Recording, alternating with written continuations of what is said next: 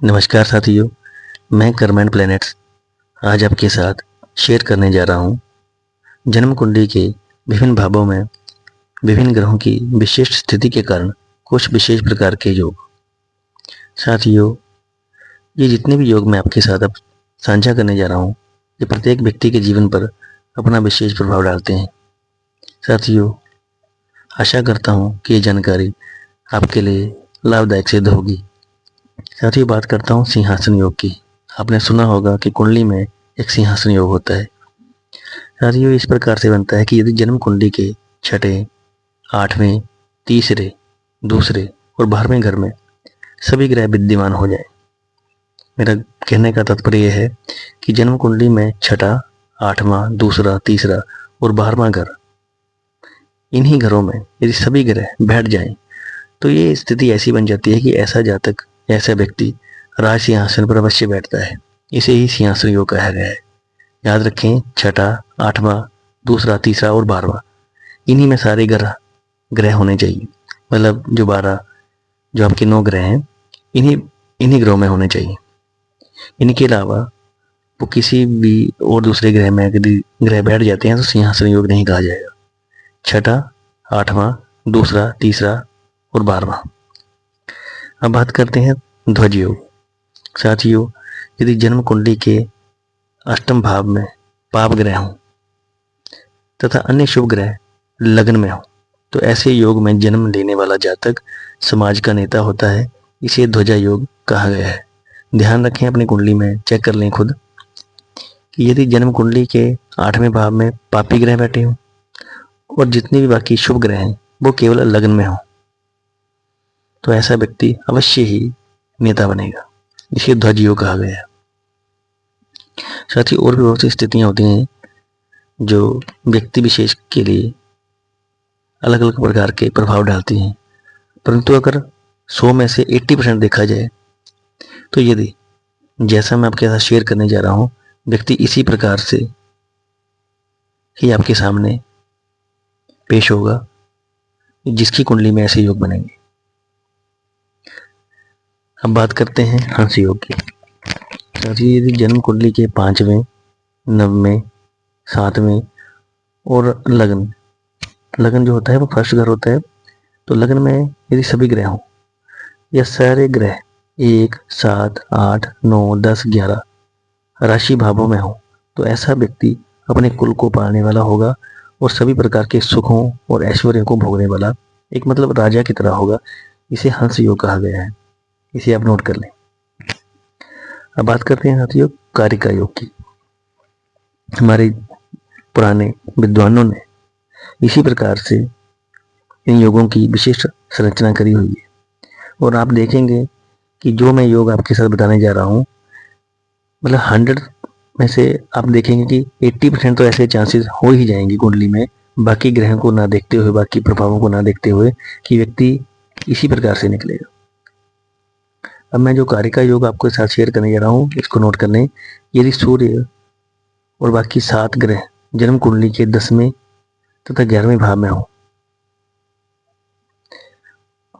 और लग्न और सप्तम भाव में हो तो ऐसा जातक यदि नीच कुल में जन्मा हो तो भी वह राजा हो जाएगा। इसे कारिका योग कहा गया है। दोबारा से बताने जा रहा हूं कि यदि सूर्य और बाकी 7 ग्रह जन्म कुंडली के 10वें तथा 11वें भाव में हो और लग्न और 7वां भाव में हो तो ऐसा जातक यदि नीच कुल में जन्म लेता है तब भी वो राजा बन जाएगा। जैसे बुध, सूर्य, चंद्रमा, मंगल, राहु ये फर्स्ट हाउस में हो, गुरु, शुक्र, शनि, केतु ये सप्तम हाउस में हो तो ऐसा व्यक्ति बहुत बड़ा राजा बन जाएगा, कैसी भी स्थिति में हो उसके घर की, जिस कुल में वो पैदा हुआ हो। अब बात करते हैं एकावली योग का। एकावली योग क्या होता है, नोट करें।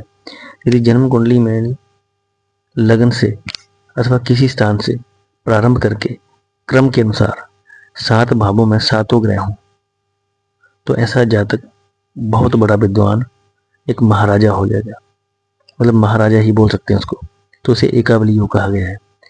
अब मैं आपको बताने जा रहा हूँ कि जैसे मान लीजिए कि चंद्रमा राहु फर्स्ट हाउस में है मंगल दूसरे में, तीसरे में बुध है, चौथे में सूर्य है क्रमानुसार, पांचवें में गुरु है, छठे में शुक्र है, सातवें में शनि और केतु है। इसी अनुसार मतलब जन्म कुंडली में लग्न से अथवा किसी स्थान से प्रारंभ करके क्रम से सातों भावों में सातों ग्रह हो तो ऐसा जातक महाराजा हो जाता है। एकावली योग मतलब क्रमानुसार हो 1 से 7 तक, यदि सारे ग्रह आ जाए, कोई भी हो सकते हैं, तो इसे एकावली योग कहा गया है।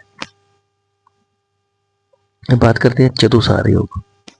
यदि जन्म कुंडली में सभी ग्रह चारों केंद्रों में हो या मेष, कर्क, तुला, मकर राशि भावों में हो तो ऐसा जातक महाधनी राजा होता है। इसे चतुसार योग कहा गया है।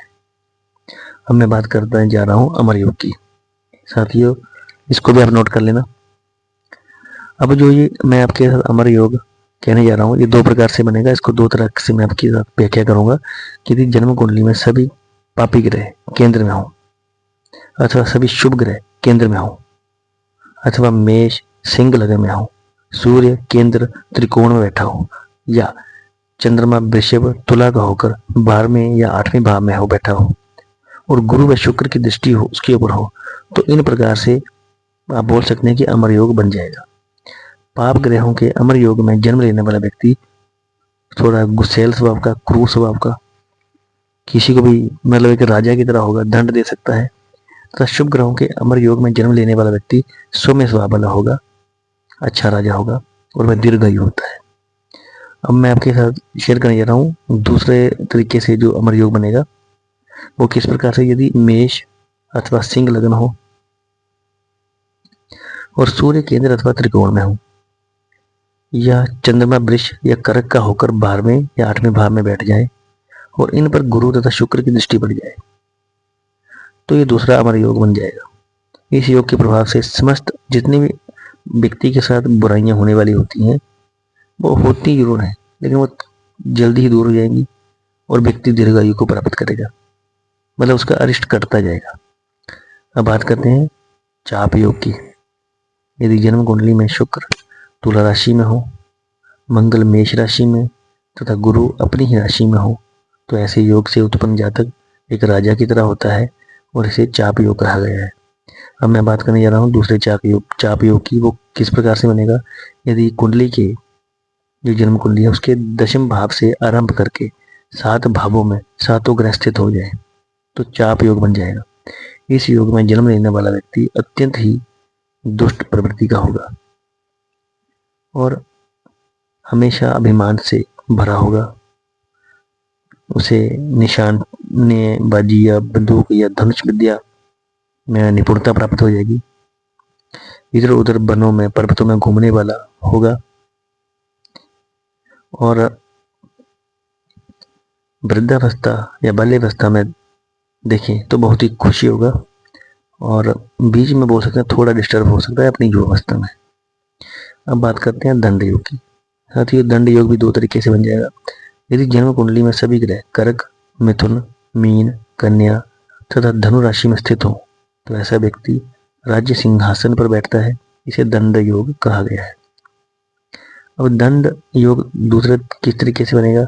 यदि सूर्य और बाकी 7 ग्रह यदि 10वें, 11वें, 12वें तथा पहले इन 4 भावों में स्थित हो जाए तो इसे दूसरे प्रकार का दंड योग समझना चाहिए। इस योग में जन्म लेने वाला व्यक्ति दीन, दरिद्र, नीच, उन्मत्त लोगों से सुख प्राप्त करने वाला, उद्वेगी, स्त्री, पुत्र, मित्र, धन, विद्या, बुद्धि आदि से रहित होता है और अपने कुल के लोगों में से शत्रुता रखने वाला होता है। तो साथ ही बात करते हैं आगे बापी योग की। अब यदि जन्म कुंडली में पहले, दूसरे और 12वें भावों को छोड़कर पहला, दूसरा और 12वां भाव इसको छोड़कर अन्य स्थानों में सभी ग्रहों की स्थिति हो जाए तो ऐसा जातक अपने कुल में प्रधान, दीर्घायु, गुणी, सबका प्रिय, अत्यंत मतलब प्रताप वाला, धैर्यवान, धनी, सुखी होगा। इसे ही बापी योग कहा गया है। ऐसा जातक बहुत ही सुखी, संपन्न और धैर्यवान व्यक्ति होता है। अब बात करते हैं यूप योग की। साथियों, सूर्य और बाकी 7 ग्रह यदि लगन, दूसरे, तीसरे तथा चौथे भाव में स्थित हों तो इसे यूप योग समझना चाहिए। यूप योग में जन्म लेने वाला व्यक्ति धैर्यवान, उदार, यज्ञ पूजा पाठ करने वाला विद्वान तथा धनवान और मनुष्य में श्रेष्ठ व्यक्ति होता है। बात करते हैं शर योग की। साथियों, सूर्य आदि 7 ग्रह यदि चौथे, 5वें, 6ठे एवं 7वें भाव में स्थित हों तो इसे शर योग समझना चाहिए। शर योग में जन्म लेने वाला व्यक्ति धनुर्विद्या, निशाना लगाने वाली जो विद्या होती है उसमें बहुत ही माहिर होता है। जंगलों में घूमने वाला, आनंद प्राप्त करने वाला और सुंदर स्त्री को प्राप्त करके भी सुखी न रहने वाला। ध्यान रखें, सुंदर स्त्री को पाने वाला परंतु फिर भी अपनी उसी स्त्री से सुख न प्राप्त करने वाला, दुख से तप्त तथा महाहिंसक हो जाता है। ये शर योग के बारे में बात की जा रही है। अब बात करते हैं शक्ति योग की। सूर्य और बाकी ग्रह यदि 7वें, 8वें, 9वें और 10वें भाव में स्थित हों तो इसे शक्ति योग समझना चाहिए। यदि सूर्य और बाकी ग्रह 7वें, 8वें, 9वें और 10वें भाव में स्थित हों तो इसे शक्ति योग समझना चाहिए। इस योग में जन्म लेने वाला व्यक्ति युद्ध विद्या में बहुत ही कुशल, थोड़ा आलसी, सुख से थोड़ा क्लेश वाला, मतलब सुख भी होगा लेकिन थोड़ा क्लेश भरा सुख होगा वो, और वाद विवाद करने वाला, छोटे बड़े सब लोगों से प्रेम रखने वाला तथा घर का उसको थोड़ा ही सुख मिलेगा, ऐसा बोला जाएगा। अब बात करते हैं नौका योग। लगन से आरंभ करके लगातार 7 भावों में 7 ग्रह हों तो नौका योग बन जाता है। इस योग में जन्म लेने वाला व्यक्ति लोक प्रसिद्ध होगा, जल से उत्पन्न धन धान्य से युक्त होगा परंतु सुख भोग हीन, लोभी और चंचल स्वभाव का होगा। अब बात करते हैं आगे कूट योग की। जन्म कुंडली में चौथे घर से आरंभ करके अगले 7 घरों में, चौथे से आरंभ करके अगले 7 घरों में, मतलब 11 तक जाएगा, 7 घरों में 7 ग्रहों की स्थिति हो तो कूट योग बन जाएगा। इस योग में जन्म लेने वाला व्यक्ति धन से हीन, नीच कर्म करने वाला, धर्माधर्म का विचार न करने वाला, दुष्ट, वन में बसने की इच्छा रखने वाला तथा भील आदि नीच जनों से प्रेम रखने वाला होगा। अब बात करते हैं छत्र योग की। जन्म कुंडली में 7वें घर से प्रारंभ करके अगले 7 ग्रहों की स्थिति हो तो छत्र योग बन जाता है।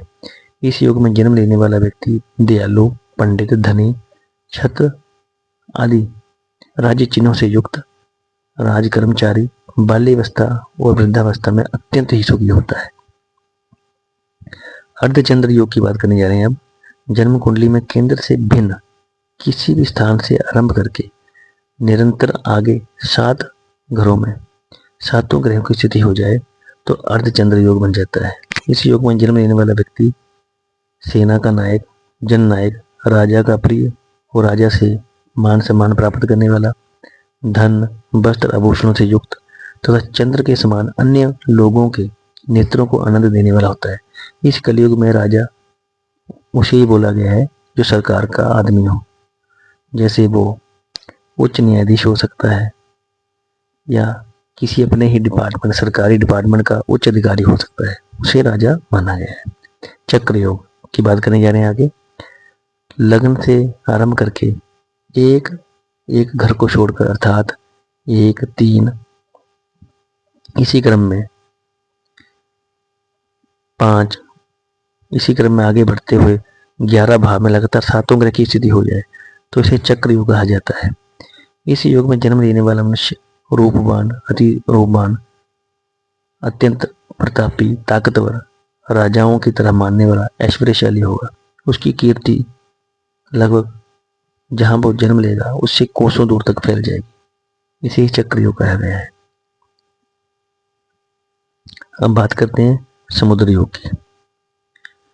साथियों, जन्म कुंडली में द्वितीय भाव से आरंभ करके एक घर को छोड़कर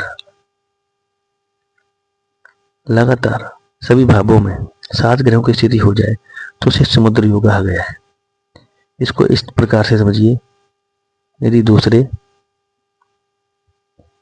पांचवें और उसके बाद छठे, उसके बाद आठवें और उसके बाद 10वें भाव में लगातार 7 ग्रहों की स्थिति हो जाए तो समुद्र योग मानना चाहिए। इस योग में उत्पन्न जातक दयावान, कीर्तिवान, धैर्यवान, दानी, यशस्वी एवं ऐश्वर्यवान हो जाएगा। वह राजा के समान यशस्वी होगा, उसकी कीर्ति दूर दूर तक होगी और अपने कुल को धन्य कर देगा। इसे ही समुद्र योग कहा गया है। अब बात करते हैं गोल योग की। यदि जन्म कुंडली के एक ही घर में 7 ग्रहों की स्थिति हो जाए तो गोल योग हो जाएगा।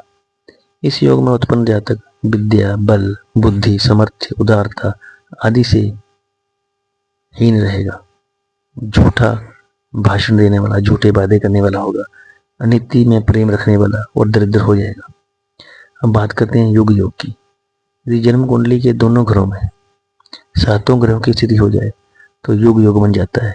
इस योग में जन्म लेने वाला व्यक्ति निर्लज होगा, धन, पुत्र, धर्म, कर्म आदि से हीन तथा उचित अनुचित का विचार न करके कार्य करने वाला होगा। अब बात करते हैं शूल योग की। यदि जन्म कुंडली के 3 घरों में 7 ग्रहों की स्थिति बन जाए तो शूल योग बन जाएगा।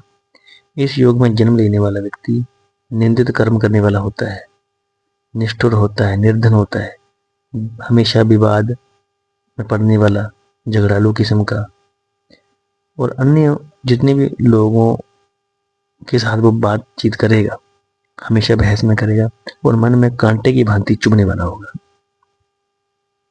उसके बाद बात करते हैं केदार योग की।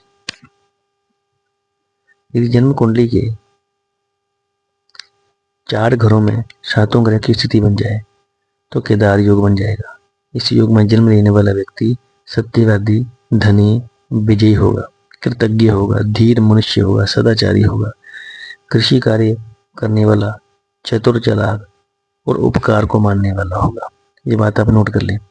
अब बात करते हैं आगे पाश योग की। यदि जन्म कुंडली के 5 घरों में 7 ग्रहों की स्थिति बन जाए तो पाश योग बन जाता है। इस योग में जन्म लेने वाला व्यक्ति दीन आकृति वाला, अपकारी, बंधन से दुखी, व्यर्थ बोलने वाला, अनेक प्रकार के अनर्थों से युक्त तथा वनों और जंगलों में घूमने वाला होगा और उनमें प्रेम करेगा। आगे बात करते हैं दामिनी योग की। यदि जन्म कुंडली के 6 घरों में 7 ग्रहों की स्थिति बन जाए तो दामिनी योग बन जाता है। इस योग में जन्म लेने वाला व्यक्ति धीर मनुष्य होगा, विद्वान होगा, उदार होगा, यशस्वी, संततिवान तथा संतान से युक्त, शीलवान, क्रोधी होता हुआ भी सुख भोगेगा। अब बात करते हैं वीणा योग की। यदि जन्म कुंडली के 7 घरों में 7 ग्रहों की स्थिति हो तो वीणा योग बनता है। इसी योग में जन्म लेने वाला व्यक्ति धनी, शास्त्रों को जानने वाला, सब कर्मों को कुशलतापूर्वक करने वाला, अनेक लोगों का पालन पोषण करने वाला तथा सभी प्रकार के सुखों को उपभोग करने वाला होगा। अब बात करते हैं दारिद्र्य योग की। साथियों, यदि जन्म कुंडली के वाम पक्ष में सूर्य से शनि पर्यंत 7 ग्रहों की स्थिति हो जाए अथवा चारों केंद्रों या द्वितीय भाव में पाप ग्रह बैठ जाए तो दरिद्र योग बन जाता है। इस योग में जन्म लेने वाला मनुष्य दरिद्र नहीं होते हुए भी दरिद्र बन जाएगा। या तो वो दरिद्र ही होगा, यदि दरिद्र नहीं भी जन्म लेता है तब भी वो इस तरीके के कर्म करेगा कि दरिद्र बन जाएगा। ये आप नोट कर लें। साथियों, दरिद्र योग जो है इसके बारे में आगे मैं आपको बताऊंगा कि उसको किस तरीके से दूर किया जा सकता है। दरिद्र योग जब भी बने, जैसे मैंने आपको बताया कि ऐसी स्थिति बन जाती है, स्थिति में तो व्यक्ति को चाहिए कि अपने कैरेक्टर को बिल्कुल संभाल के रखे और रूल फॉलो करे, शनिदेव की पूजा करे, उसे अवश्य अच्छा फल प्राप्त होगा। इसके लिए मैंने अलग से वीडियो बना रखा है। आगे बात करता हूँ शक्र योग की। यदि सूर्यादि 7 ग्रह लगन, तथा सप्तम 2 ही स्थानों में हो तो शकट योग होता है। साथ ही यहाँ मैं आपको बताना चाहता हूँ कि मैं यहाँ पे बार बार बोल रहा हूँ कि सूर्य आदि सातों ग्रह, कि सूर्य, और मैं यहाँ पे जो बात कर रहा हूँ 7 ग्रह, तो ये आप बोलेंगे कि ये तो 8 ही ग्रह हुए। राहु केतु को मैं एक ही गिन रहा हूँ, ठीक है जी। तो सूर्य आदि सातों ग्रह में बोल रहा हूँ, तो मतलब सूर्य के साथ राहु केतु हो गए, तो मतलब 9 हो गए टोटल। राहु केतु के साथ सूर्य के साथ 7 ग्रह में 7 दूसरे और सूर्य 8 हो गए, तो मतलब जो राहु है उनको मैं राहु केतु के साथ दोनों का संदर्भ एक ही में कर रहा हूँ। तो यदि सूर्य और बाकी ग्रह लगन तथा सप्तम 2 ही स्थानों में हो तो शकट योग होता है। इस योग में जन्म लेने वाला मनुष्य गाड़ी चलाकर अपनी आजीविका को प्राप्त करता है, मतलब वो ड्राइवर आप बोल सकते हैं उसको। आगे बात करता हूँ नंदा योग की। यदि सूर्य और बाकी ग्रह जन्म कुंडली में 3 स्थानों में 2-2 की संख्या में, तो 3 स्थानों में 1-1 की संख्या में हो तो नंदा योग बन जाता है। इस योग में जन्म लेने वाला व्यक्ति हमेशा सुखी और अच्छी उम्र वाला होता है। आगे बात करते हैं सर्व मनोकामना योग। यदि गुरु लग्न में बैठे हो, शुक्र चतुर्थ भाव में हो, बुध सप्तम भाव में हो और मंगल दशम भाव में हो तो वह व्यक्ति सर्वार्थ दात्र योग वाला बन जाता है, मतलब सर्व मनोकामना वाला बन जाता है। इस योग में जन्म लेने वाले व्यक्ति की समस्त इच्छाएं पूरी हो जाती है। जब भी भगवान की शरण में जाता है आशीर्वाद ही पाता है। आगे बात करते हैं राजहंस योग की। यदि सभी ग्रह कुंभ, मेष, मिथुन, सिंह, तुला और धनु राशि में स्थित हों तो ऐसा व्यक्ति राजहंस योग वाला होता है। इस योग में जन्म लेने वाले व्यक्ति का राज्य और सुख को प्राप्त करने के लिए सारी इच्छाएं परमात्मा पूरी कर देता है। जिस राज्य में वो रहता है उस राज्य का मालिक भी बन जाता है और वहीं उसी राज्य में मालिक बनने के साथ साथ यशस्वी और उसकी कीर्ति दूर दूर तक फैल जाती है। इस बात में कोई शंका नहीं है। अब बात करते हैं महापातक योग की। यदि चंद्र राहु से युक्त हो और चंद्रमा और राहु की युति हो और उस पर पाप ग्रह के साथ बैठे हुए गुरु की दृष्टि पड़ जाए तो वह महापातक योग बन जाता है। इस योग में जन्म लेने वाला व्यक्ति चाहे इंद्र के कुल में ही क्यों ना जन्म ले ले, मतलब बहुत बड़े कुल में ही क्यों ना जन्म ले ले, तब भी वह महापापी व्यक्ति बन जाता है। अब बात करते हैं पशुहंता योग की। यदि जन्म लगन पर मंगल, सूर्य, गुरु अथवा शुक्र की दृष्टि न पड़ी हो तो वह व्यक्ति पशुहंता योग वाला हो जाएगा। ऐसे जातक की जो मृत्यु होगी वो किसी पशु के द्वारा होगी, ऐसा शास्त्र बोलता है। अब बात करते हैं हठ हंता योग की। यदि लगन से 11वें स्थान में चंद्रमा हो और सूर्य कर्क राशि में हो तो जातक की मृत्यु किसी काम में हट करके करने के कारण होती है। यदि चंद्र पर किसी पाप ग्रह की दृष्टि पड़ जाए तो किसी विशेष हट के कारण उसकी मृत्यु होगी। ये हठ हंता योग कहलाता है। आगे बात करते हैं बालारिष्ट योग की। यदि लग्न से 7वें स्थान में चंद्रमा, 8वें स्थान में पाप ग्रह, लग्न में शुभ ग्रह तथा सूर्य हो तो बालारिष्ट योग होता है। ऐसे जातक की मृत्यु जन्म से 1 वर्ष के भीतर होती है, ये आप नोट कर लेना। आगे बात करते हैं सुनफा योग की। यदि जन्म कुंडली में चंद्रमा से दूसरे स्थान पर सूर्य को छोड़कर कोई अन्य ग्रह स्थित हो तो सुनफा योग होता है। सुनफा योग का प्रभाव इस प्रकार से जानना चाहिए कि यदि चंद्रमा से दूसरे स्थान में मंगल हो और व्यक्ति अपने पराक्रम द्वारा धन प्राप्त करने वाला, कठोर बातें बोलने वाला, हिंसक प्रवृत्ति वाला, बहुत से लोगों का विरोधी बन जाए, राजा अथवा प्रतापी पुरुष बुद्ध की तरह हो जाए, तो जातक धर्मात्मा, कवि, संगीत जानने वाला, शास्त्रज्ञ, सबका हित चाहने वाला तथा सुंदर सीधे वाला हो और गुरु हो तो जातक अनेक प्रकार की विद्याओं का आचार्य, राजा अथवा राजा का प्रिय, जन धन संपन्न शुक्र हो तो जातक स्त्री, खेत, भूमि एवं भवन का स्वामी, पशुओं से धनी, पराक्रमी, तेजस्वी, सब कार्य में समर्थ तथा राजा द्वारा सम्मानित शनि हो तो जातक विवेकी, अत्यंत धनी, यशस्वी, कार्य को गुप्त रखने वाला, नगर एवं ग्रामवासियों से पूजित परंतु मलिन हृदय वाला होता है। साथियों, इसको मैं दोबारा से आपको समझाना चाहूंगा कि सुनफा योग जो है किस किस प्रकार से बन जाता है। यदि जन्म कुंडली में चंद्रमा से दूसरे स्थान पर सूर्य को छोड़कर, चंद्रमा से दूसरे स्थान, चंद्रमा कहीं भी हो लेकिन चंद्रमा से दूसरे स्थान पर सूर्य को छोड़कर कोई अन्य ग्रह हो जाए तो सुनफा योग बनता है। और सुनफा योग का प्रभाव किस प्रकार से होगा नोट कर लेना, फिर से बताने जा रहा हूँ। यदि चंद्रमा से दूसरे स्थान में मंगल हो तो व्यक्ति अपने पराक्रम द्वारा धनोपार्जन करने वाला होगा, कठोर वचन बोलने वाला होगा, हिंसक होगा, बहुत से लोगों का विरोध करने वाला होगा, राजा अथवा प्रतापी पुरुष होगा। अब यदि चंद्रमा से दूसरे स्थान में बुध हो, इस प्रकार से समझिए, पहले जो मैंने बताया आपको कि किस प्रकार से अलग अलग प्रभाव होगा। यदि अभी पहले मैंने आपको बताया यदि चंद्रमा से दूसरे स्थान में मंगल हो तो उसका प्रभाव अभी बताने जा रहा हूँ। यदि चंद्रमा से दूसरे स्थान में बुध हो तो जातक धर्मात्मा, कवि, संगीत जानने वाला, शास्त्र जानने वाला, सबका हित चाहने वाला, सुंदर शरीर वाला हो।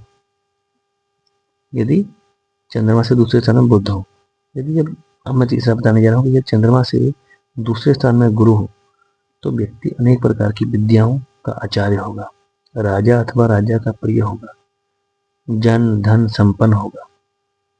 अब बात करता हूँ यदि चंद्रमा से दूसरे स्थान में शुक्र हो तो व्यक्ति स्त्री, खेत, भूमि एवं भवन का स्वामी होगा, पशुओं से धन प्राप्त करने वाला होगा, पराक्रमी होगा, तेजस्वी, सब कार्य में समर्थता पूर्वक अपना पराक्रम दिखाने वाला होगा और अपने क्षेत्र में किसी मान्य व्यक्ति द्वारा सम्मानित होगा।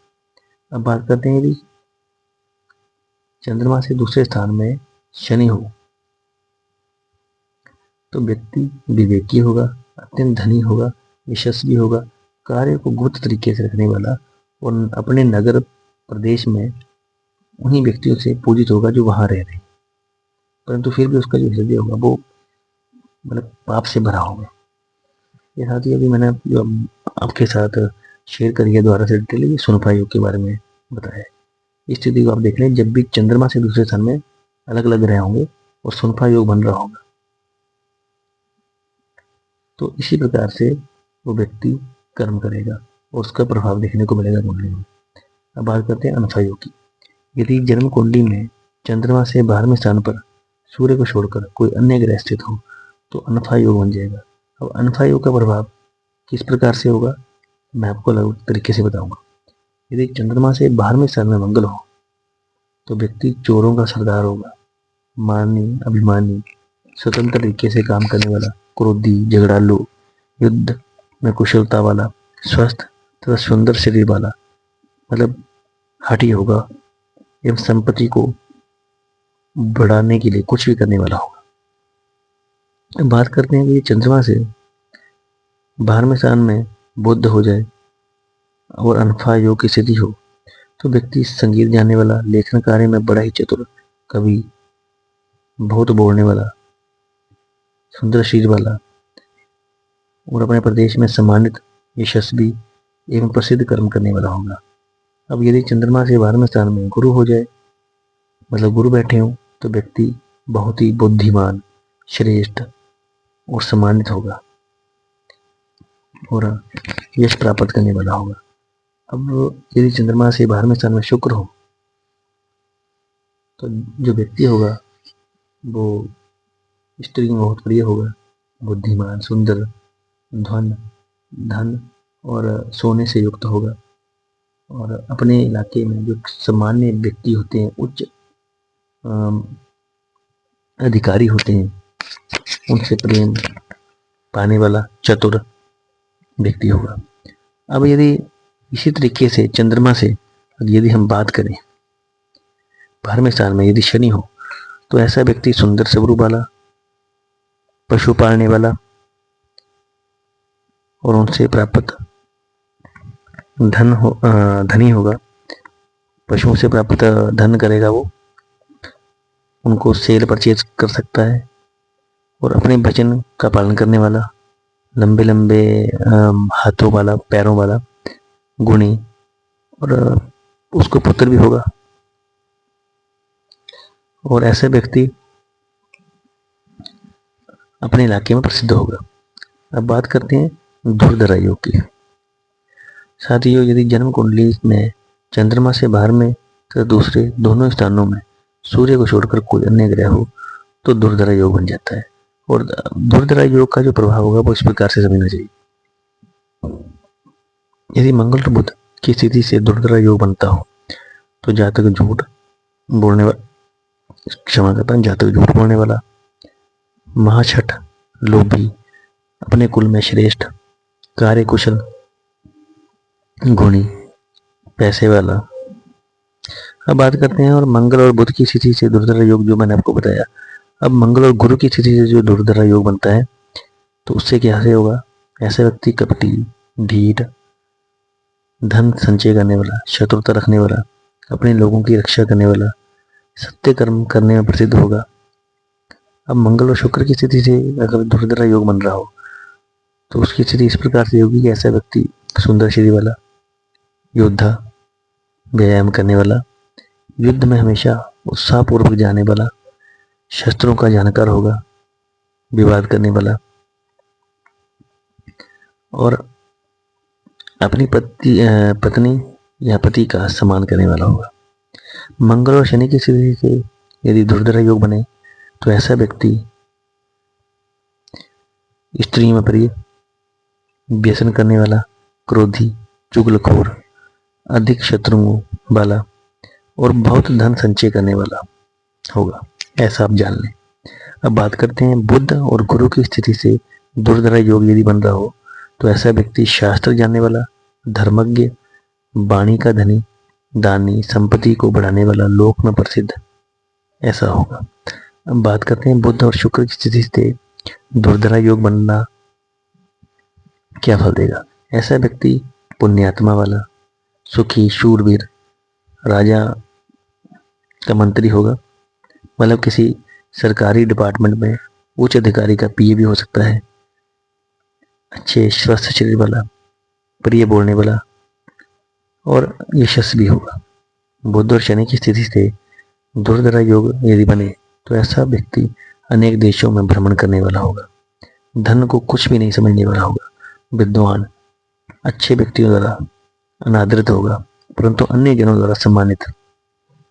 गुरु और शुक्र की स्थिति से यदि धुर्धरा योग बनता हो तो जातक नीतिज्ञ, मेधावी, धीर, गंभीर स्थिति वाला, स्वर्ण रत्नों से हमेशा भरा हुआ होगा, लोक संगीत जानने वाला होगा और किसी उच्च अधिकारी द्वारा सम्मान प्राप्त करने वाला होगा। अब गुरु और शनि की स्थिति से यदि धुर्धरा योग बने तो ऐसा व्यक्ति नीति में बड़ा ही निपुण होगा।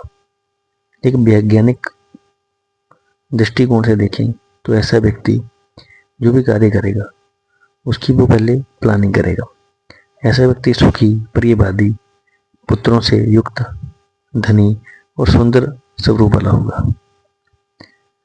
अब बात करते हैं शुक्र और शनि की स्थिति से यदि धुर्धरा योग बने तो ऐसा व्यक्ति धनी, अनेक विषयों का ज्ञान रखने वाला, अपने ही जिस एरिया में वो रह रहा है वहां पे प्रधान के तुल्य होगा और किसी भी कार्य को बड़ी चतुरता से करने वाला और अच्छी स्त्रियों का प्रिय होगा, अपने से अधिक आयु वाली स्त्री का पति भी होगा, ऐसा मानना चाहिए।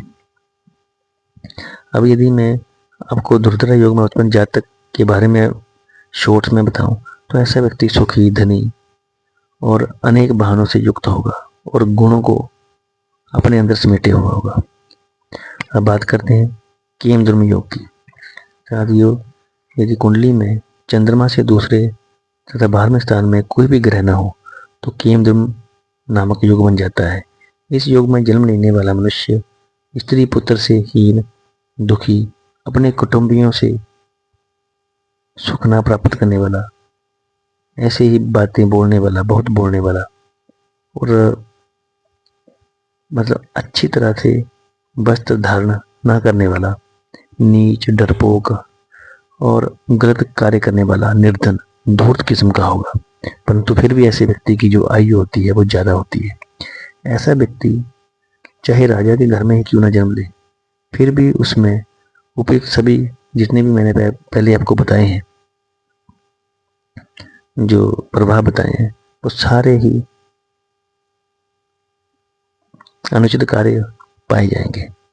यदि चंद्रमा केंद्र में हो अथवा किसी अन्य ग्रह से युक्त हो तो केंद्र योग भंग हो जाएगा।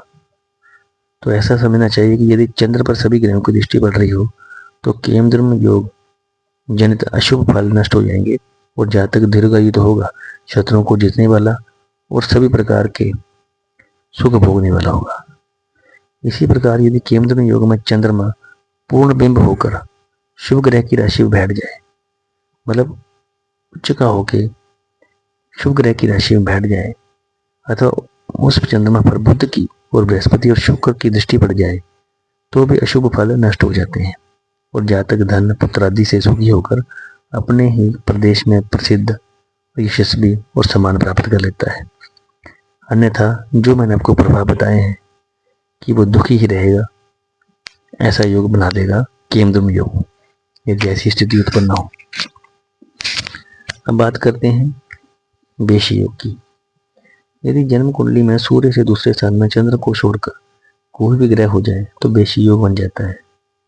अब बेशी योग जो है वो इस प्रकार से फल देता है कि सूर्य के दूसरे स्थान पर गुरु हो तो जातक धैर्यवान, सत्यवादी, बुद्धिमान, संग्राम में जीतने वाला। यदि सूर्य से दूसरे स्थान पर शुक्र हो तो जातक अपने ही प्रदेश में विख्यात, गुणवान, श्रेष्ठ पुरुष बन जाएगा। यदि सूर्य से दूसरे स्थान पर बुध हो तो ऐसा व्यक्ति प्रिय बोलने वाला, सुंदर, परंतु दूसरों को इंसल्ट करने वाला होगा। यदि सूर्य से दूसरे स्थान पर मंगल हो तो जातक बहुत वाहन चलाने में कुशल होगा और युद्ध क्षेत्र में प्रसिद्धि पाने वाला। और सूर्य से दूसरे स्थान पर यदि शनि हो तो ऐसा व्यक्ति बिजनेस करने वाला, दूसरे के धन का अपहरण करने वाला तथा गुरुजनों का द्वेषी होगा, हमसे लड़ने वाला होगा। अब बात करते हैं बाशी योग की। पहले मैंने आपको बताया बेशी योग, अब बात कर रहा हूँ बाशी योग की। यदि जन्म कुंडली में सूर्य के यदि जन्म कुंडली में सूर्य से 12वें स्थान में चंद्रमा को छोड़कर कोई अन्य ग्रह हो तो बाशी योग बन जाता है। और बाशी योग का फल जो होगा वो इस प्रकार से जाने। यदि सूर्य से 12वें स्थान पर गुरु की स्थिति हो तो जातक धन का संचय करने वाला, प्रसिद्ध पुरुष।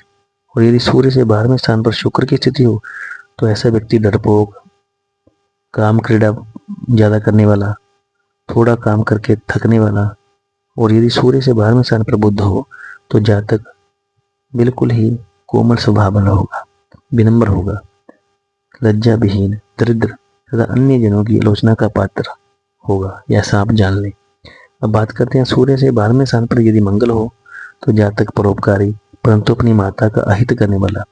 यदि सूर्य से 12वें स्थान पर शनि हो तो जातक दयालु, दंत्रायुक्त स्वभाव वाला, वृद्ध के समान आकृति वाला तथा दूसरी स्त्री के साथ विहार करने वाला होगा। अब बात करते हैं उभयचरी योग। यदि सूर्य से दूसरे तथा 12वें दोनों स्थानों पर चंद्र को छोड़कर कोई अन्य ग्रह स्थित हो जाए तो उभयचरी योग बन जाता है। उभयचरी योग में जन्म लेने वाला व्यक्ति मध्यम शरीर वाला, स्थिर, गंभीर, सतोगुणी, कार्यकुशल, पुष्ट और सुंदर और अपने नीचे नौकर रखने वाला, बंधुओं जो उसके अपने बंधु होंगे उनको आश्रय देने वाला, हृष्ट पुष्ट, भोगी, धनी तथा राजा के समान सुखी और उत्साही होगा, ऐसा आप जान लें। साथियों, अब बात करता हूं पुत्रहीन योग की। यदि जन्म कुंडली में 5वें घर का स्वामी 6ठे, 8वें अथवा 12वें घर में बैठा हो तो ऐसा व्यक्ति पुत्रहीन होगा। यदि जन्म कुंडली में 5वें घर का स्वामी किसी स्थान में अस्त होकर सूर्य के साथ बैठा हो तब भी स्थिति बन जाएगी। यदि जन्म कुंडली के 5वें घर में सूर्य, मंगल, राहु और शनि इनमें से कोई भी 1, 2, 3 अथवा चारों ग्रह स्थित हो तब भी स्थिति बन जाएगी। यदि जन्म कुंडली के 5वें घर में चंद्रमा राहु एक साथ बैठ जाएं तब भी पुत्रहीन योग बन जाता है। यदि जन्म कुंडली के 5वें, दूसरे अथवा 10वें घर में मंगल बैठा हो तब भी ये स्थिति बन जाएगी। यदि जन्म कुंडली के 8वें अथवा तीसरे घर में शनि बैठ जाए तब भी स्थिति बन जाती है। यदि जन्म कुंडली के 5वें घर में अकेला चंद्रमा हो परंतु वृद्ध अवस्था में हो तब भी स्थिति बन जाएगी। यदि 5वें घर का स्वामी स्त्री ग्रह हो और वह पहले, चौथे, 7वें अथवा 10वें घर में चंद्र, बुध, शनि अथवा राहु के साथ बैठा हो तो जातक पुत्रहीन बन जाता है। साथियों, ये जो मैं आपको योग बता रहा हूँ इनसे डरने की भी कोई आवश्यकता नहीं है, परंतु ये स्थितियां उत्पन्न हो जाती हैं यदि इनके समय रहते उपाय कर लिए जाएं या व्यक्ति विशेष इस जन्म में अच्छे कार्य करता हुआ आगे बढ़ता जाए और प्रभु का नाम सिमरण करता जाए तो ये योग परमात्मा की कृपा से बनते नहीं है। परमात्मा आशीर्वाद दे देता है ऐसे व्यक्ति को। परंतु यदि व्यक्ति अनुचित कार्य करता हुआ इन योगों के साथ आगे बढ़ता जाए तो अवश्य ये योग व्यक्ति को इस प्रकार की स्थितियां उत्पन्न कर देते हैं। अब बात करते हैं संतान मृत्यु योग। यदि 5वें घर में सूर्य, राहु, शनि अथवा केतु के साथ बैठा हो अथवा 5वें घर में राहु मंगल के साथ बैठा हो तो जातक की संतान जन्म लेने के बाद मृत्यु को प्राप्त होती है। अब बात करते हैं महासागर योग। यदि लगन, चतुर्थ, सप्तम और दशम इन चारों केंद्र स्थानों में बुध, गुरु, शुक्र तथा चंद्र बैठे हों तो महासागर योग बनता है। ऐसे योग में जन्म लेने वाला व्यक्ति राजा अथवा राज्य मंत्री होता है। वह देवता और ब्राह्मणों से बहुत ही प्रेम करता है, परंतु उसका शरीर जो होता है किसी न किसी रोग से दुखी रहता है। अब बात करते हैं मातृघातक योग। यदि जन्म लग्न में बृहस्पति, धन स्थान में शनि तथा तीसरे स्थान में मंगल बैठा हो तो ऐसा जातक की माता जीवित नहीं रहती। साथियों, जैसे जैसे मैं आपको ये योग बताने जा रहा हूँ आप इसको नोट कर लें। साथ में आपको मैं विनती भी करता हूँ और प्रार्थना करता हूँ कि साथियों कि जितने भी योग मैं आपको बताने जा रहा हूँ ये जो योग होते हैं ये इसी प्रकार से काम करते हैं कि ऐसा व्यक्ति जिसके लगन में जितने 1 से लेकर 12 घर जो मैं बता रहा हूँ उनमें यदि ऐसी स्थितियां बन जाती हैं तो अवश्य घटित होंगी। लेकिन यदि व्यक्ति जिसको पता नहीं है कि इस तरीके की स्थितियां हैं लेकिन फिर भी वह अनुचित कार्य कर रहा है तो उसको दंड अवश्य मिलेगा और ये जो योग है ये घटित होंगे। और यदि व्यक्ति अच्छे कार्य करते हुआ उसको चाहे पता है या पता नहीं है फिर भी अच्छे कार्य करता हुआ आगे बढ़ता है, मेहनत करता है, माता पिता की सेवा करता है, उस परमात्मा में विश्वास करता है और आगे बढ़ता है तो अवश्य ही परमात्मा ऐसे योगों को, जब ये योग की स्थिति बनती है दशा महादशा में तो इन योगों से जो उत्पन्न होने वाले प्रभाव होते हैं उनमें कमी लाता है। क्योंकि देखिए हम सभी परमात्मा के बच्चे हैं और ये जो कुंडली में योग बनते हैं ये हमारे ही कर्मों के फलों के कारण बनते हैं। परंतु यदि व्यक्ति इस जन्म में इन योगों के साथ जन्म ले लेता है तो अवश्य वो उसको भोगने तो पड़ेंगे, परंतु यदि परमात्मा में उसकी रुचि है और लोगों की वो जन कल्याण के कार्य करते हुए आगे बढ़ता है, रूल रेगुलेशनों को फॉलो करता है तो अवश्य ही ऐसा व्यक्ति इन योगों से मुक्तियां पाता है और जो अच्छे योग होते हैं उनके अच्छे फलों को प्राप्त करता है, ऐसा समझना चाहिए। अब बात करते हैं श्रीमुख योग। यदि जन्म लग्न में गुरु, नवम स्थान में शुक्र और सूर्य दशम भाव में हो तो श्रीमुख योग बन जाता है। इस योग में जन्म लेके व्यक्ति 20 वर्ष की आयु तक राजा द्वारा सम्मान प्राप्त करता है। हाथी, घोड़ा, धन आदि संपन्न तथा अत्यंत पराक्रमी होता है। इस कलयुग में हाथी घोड़ा से मतलब है बड़ी बड़ी गाड़ियां, ठीक है, और राजा से मतलब है किसी मान्य प्रधान या किसी श्रेष्ठ व्यक्ति, नेता द्वारा उसको मान पर सम्मान प्राप्त होना, ऐसा समझना चाहिए।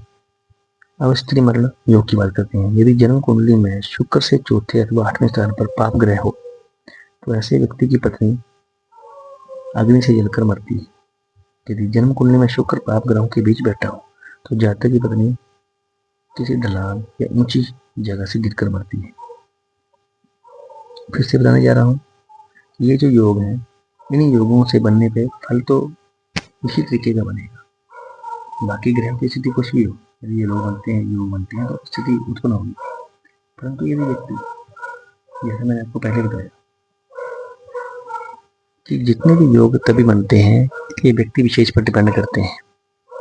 यदि क्रूर स्वभाव से जीवन जीना, अनुचित प्रकार के कार्य करना, तो अवश्य ही ये योग अपना प्रभाव डालेंगे। क्योंकि परमात्मा और उसके जो प्लेनेट हैं, वो उनके कर्मचारी हैं। ये तभी फल देते हैं जब कर्मा के अनुसार जो ग्रह बैठ गए हैं कुंडली में और अपनी दशा अंतरदशा में जब उनकी बारी आएगी तो रिजल्ट देने के लिए बाध्य हो जाएंगे कि रिजल्ट देना ही देना है। लेकिन फिर भी उस समय परमात्मा अवश्य एक बार उस व्यक्ति की तरफ देखता है कि व्यक्ति इस जीवन में किस प्रकार से जी रहा है, तो वो उसकी क्वांटिटी जो उसके कर्म से जो फल बनना चाहिए उसमें कमी ला देता है। साथियों, आशा करता हूँ कि ये जो मैं आपके साथ योग बता रहा हूँ, आप इनको सही तरीके से नोट कर रहे हैं। अब बात करता हूँ कुल श्रेष्ठ योग। यदि जन्म कुंडली में बृहस्पति तुला राशि में स्थित हो, शुक्र कन्या राशि में स्थित हो एवं बुध वृष राशि में स्थित होकर दशम भाव में हो तथा वृश्चिक राशि में शी को पूर्ण दृष्टि से देखते हो, तो ऐसा जातक अपने कुल में श्रेष्ठ, उदार, गुणवान, बुद्धिमान, धनी, सुखी, चतुर तथा प्रतिदिन आनंद का उपभोग करने वाला होगा। ऐसा आप जान लें। अब बात करते हैं बंध्यापति योग की। यदि लग्न में शनि ग्रह बैठे हों और कर्क, वृश्चिक तथा मीन राशि, मीन के नवमांश में प्राप्त शुक्र 7वें घर में स्थित हो तथा 5वें घर में कोई भी शुभ ग्रह न हो, तो ऐसा व्यक्ति बंध्या स्त्री का पति होता है। ये योग मकर, वृष तथा कन्या लग्न वालों पर ही प्रभाव डालता है, ये भी आप जान लें। अब बात करते हैं स्त्री पुत्र विहीन योग। यदि जन्म कुंडली के लगन 7वें और 12वें घर में पाप ग्रह बैठे हों और पंच भाव में चंद्र की क्षीण स्थिति हो, तो ऐसा जातक स्त्री तथा पुत्र से रहित हो जाता है। इस बात को आप जान लें। अब बात करते हैं अंध योग की। साथियों, अब मैं आपके साथ अंध योग के बारे में बताने जा रहा हूँ। ध्यान देना। सूर्य राहु के साथ लग्न में बैठा हो और 9वें अथवा 5वें घर में शनि अथवा मंगल की स्थिति हो, तो ऐसे योग में जन्म लेने वाला जातक अंधा हो जाता है। दूसरी बात करने जा रहा हूँ कि यदि जन्म समय में सिंह लग्न में हो, यदि जन्म का समय में सिंह लग्न बन जाए और उसमें सूर्य चंद्र स्थित हो तथा उन पर शनि और मंगल की दृष्टि पड़ रही हो, तो भी जातक अंधा हो जाता है। यदि दोनों शुभ ग्रहों की दृष्टि हो तो आंखें छोटी होती हैं और जातक को कम दिखाई देता है। और यदि 12वें स्थान में सूर्य चंद्र बैठे हों तो जातक की बाईं आंख में कोई ना कोई दोष हो जाता है, ऐसा आप मान लें। ये मैं अंध योगों की जो स्थितियां हैं उनके बारे में बात कर रहा हूँ। तीसरी स्थिति बनेगी अंध योग की। जन्म कुंडली में दूसरे, छठे, 8वें तथा 12वें घर में सूर्य, मंगल, शनि और चंद्रमा बैठे हों, तो ये ग्रह अपने बल के अनुसार अन्य ग्रहों के दोष से जातक को अंधा अथवा अब उसके नेत्रों में कोई ना कोई कमी कर देंगे। यदि सूर्य, चंद्रमा तीसरे भाव में अथवा केंद्र में बैठे हों और पाप ग्रह की राशि में मंगल केंद्र में स्थित हो अथवा 8वें, छठे और 12वें घर में शुभ ग्रह बैठे हों और 10वें स्थान में सूर्य हो, तो ऐसे योग में जन्म लेने वाला व्यक्ति भी अंधा हो जाएगा। यह अंधा होता है या उसे नेत्रों का कोई ना कोई रोग होगा, ऐसा मानना चाहिए। जन्म के समय में शुक्र और बुध एक साथ बैठे हों, 8वें अथवा 12वें भाव में स्थित हों, तो जातक को आंखों का कोई ना कोई रोग अवश्य होगा। यदि शुक्र और सूर्य लग्न के स्वामी के साथ छठे, 8वें अथवा 12वें भाव में बैठे हों, तो व्यक्ति जन्म से ही आंखों का दोष लेके पैदा होता है। जिस मनुष्य के जन्म काल में छठे घर का स्वामी मंगल की राशि में अथवा मंगल के साथ स्थित हो, उसे भी नेत्रों का रोग हो जाता है।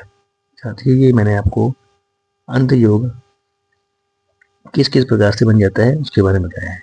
अभी बात करते हैं कान योग की। यदि जन्म कुंडली के दूसरे घर में शुक्र किसी पाप ग्रह के साथ बैठा हो, तो जातक काना या उसकी आंखें छोटी होती हैं।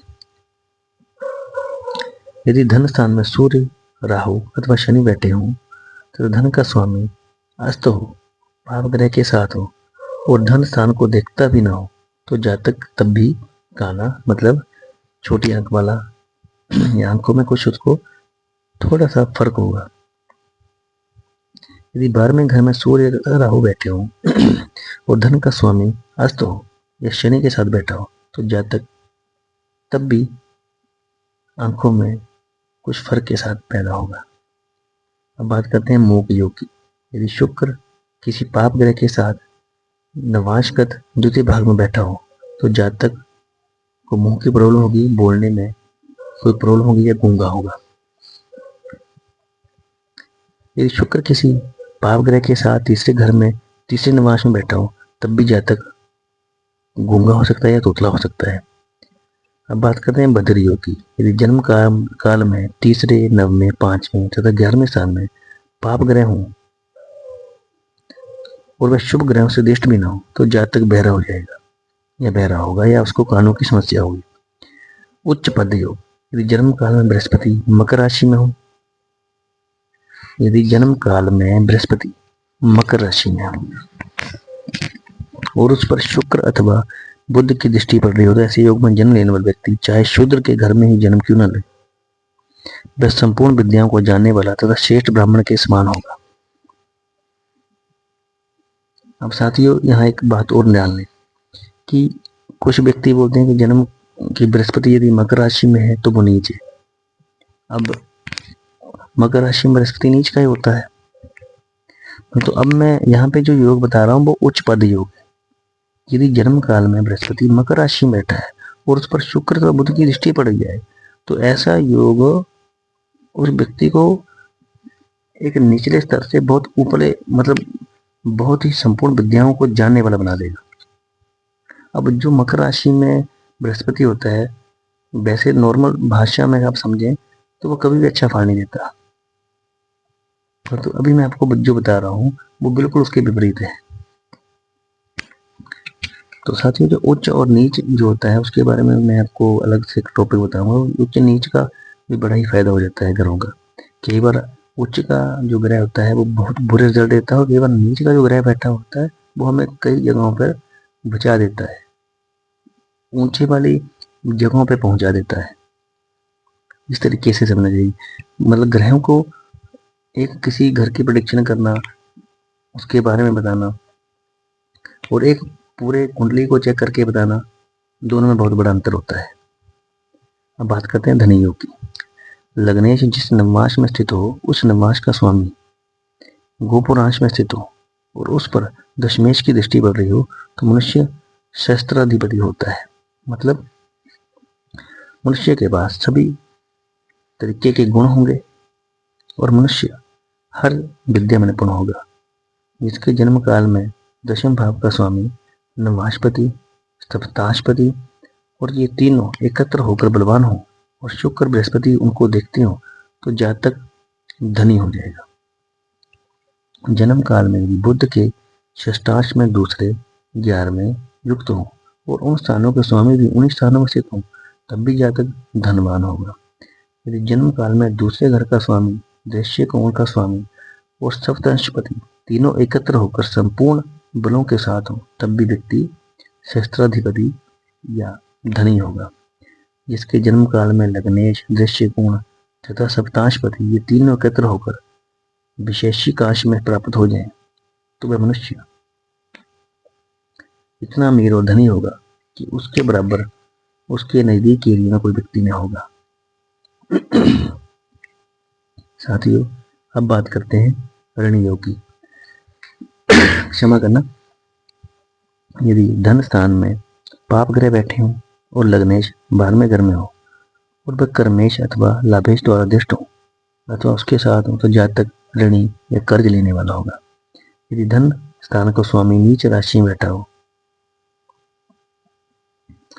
यदि धन स्थान का स्वामी नीच राशि में बैठा हो और पाप ग्रहों के षष्ठांश में स्थित हो तो लाभ स्थानपति उसी षष्ठांश में हो तो भी मनुष्य ऋणी होता है।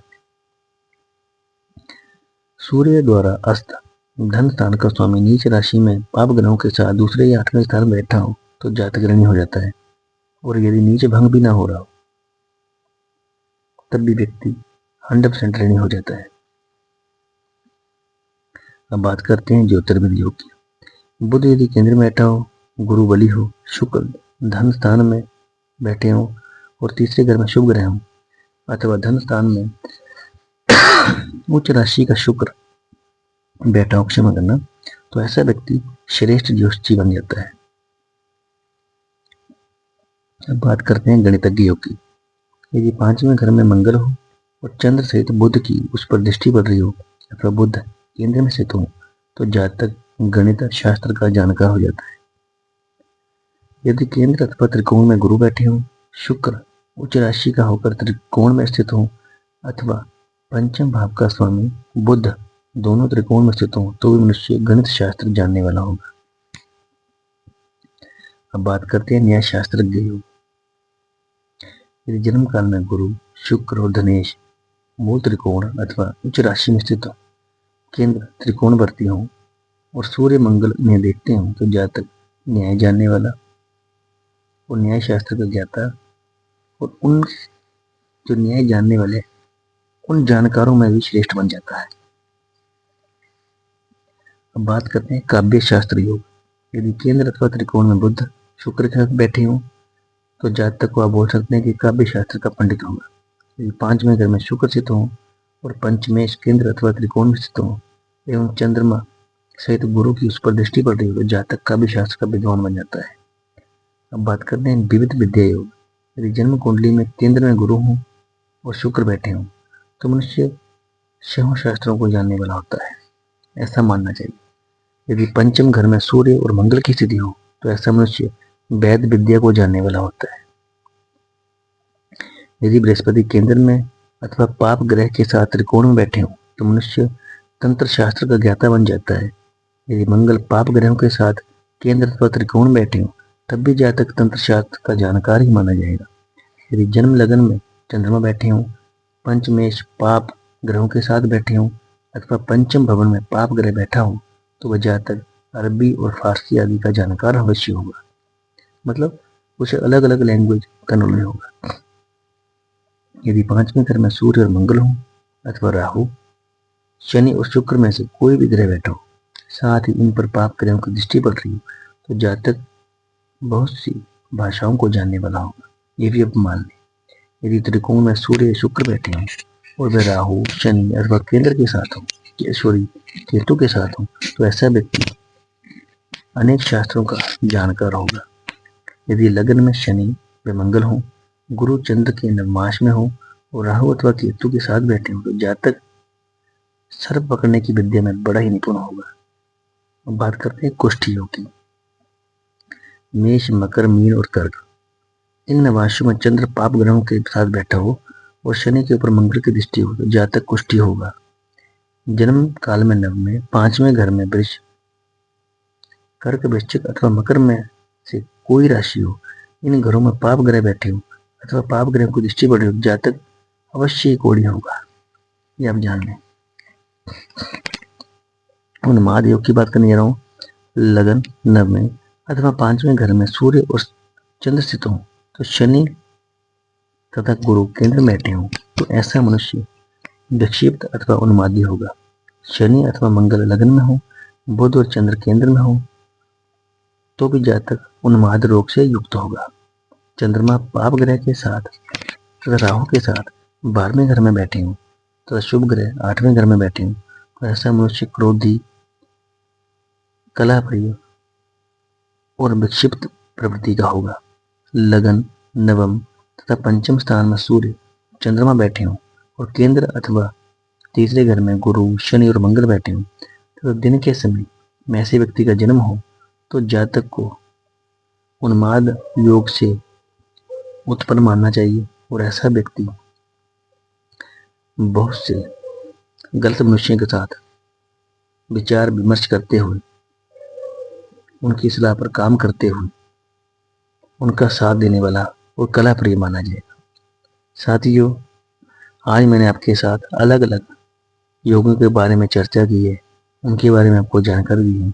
आशा करता हूँ कि आपकी कुंडली में आप इन योगों को देखकर बड़े ही आराम से समझ जाएंगे कि आपको क्या क्या योग बन रहे हैं। धन्यवाद।